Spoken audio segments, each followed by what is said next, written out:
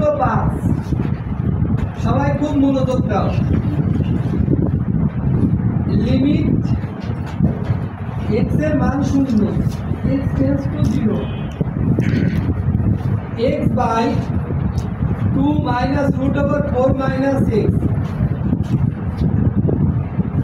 এর পাশে লেখা থাকবে এর মান নির্ণয় করো। এর পাশে কি লেখা থাকবে? মান নির্ণয় করো।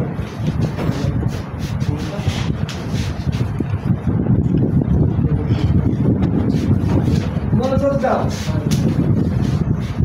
আমি এই মূল অঙ্ক থেকে অঙ্কটা করা শুরু করলাম। এখানে শর্ত নামাই নেব।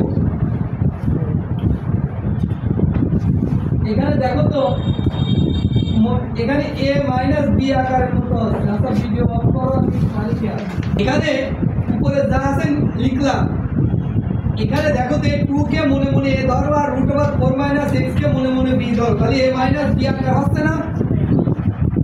a মাইনাস b আকার হচ্ছে। তাহলে a মাইনাস b আকার এরকম থাকলে সবসময় আমরা a মাইনাস b আকার থাকলে আমরা উপরে নিচে a প্লাস b আকার দ্বারা গুণ করব। বুঝতে পারছো? আমরা a প্লাস b উপরে নিচে গুণ করব। তাহলে a প্লাস b আকার, তাহলে এখানে নিচে যা আছে সেটা লিখলাম।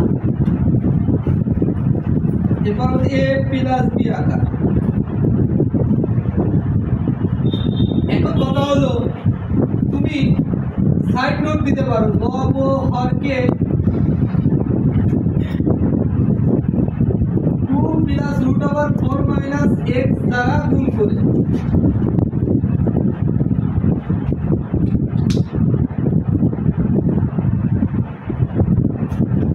দেখো তাহলে এইটা আর এইটা সেম জিনিস। যদি কেটে দিই আবার আগে লাইন যতটুকু ছিল ততটুকু ফেরত পাই না আমি? হ্যাঁ। এখন কথা হলো ভাই, এখানে যদি প্লাস থাকতো তাহলে আমরা উপরে নিচে এখানে মাইনাস দিতাম, এখানে মাইনাস দিতাম। যা থাকবে তার বিপরীতটা নিতে হবে। আচ্ছা, লিমিট x এর মান 0, উপরে যা আছে লিখি x into 2 plus root over 4 minus x a minus b into a plus b, তার মানে a square minus b square. তাহলে a স্কয়ার মাইনাস b লিখে তার উপরে হোল স্কয়ার দিলাম, তাহলে b স্কয়ার হবে। এখানে যা আছে লিখলাম। দেখো উপরে যা আছে লিখি x into 2 plus root over 4 minus x লিখলাম। 2 দুগুণ 4 মাইনাস হোল স্কয়ার রুট কেটে যায়, তাহলে 4 মাইনাস x ই থাকে। লিমিট x এর মান 0, x into 2 plus root over 4 minus x আছে লিখলাম, আর নিচে 4 আছে লিখলাম। মাইনাস 4 এর সাথে গুণ করলে minus 4 minus minus plus x। Minus 4 plus 4 আমরা জানি কেটে যায় প্লাস মাইনাসে, আর উপরে নিচে x আর x ও কেটে যায়। তাহলে কি থাকে? লিমিট x এর মান 0, উপরে থাকে 2 plus root over 4 minus x উপরে থাকে। এখন এখানে বলা আছে x এর মান 0। যখন তুমি এখানে x এর মান 0 বসাই দিবা তখন আর লিমিট নামক শর্তটা দেখার দরকার নেই।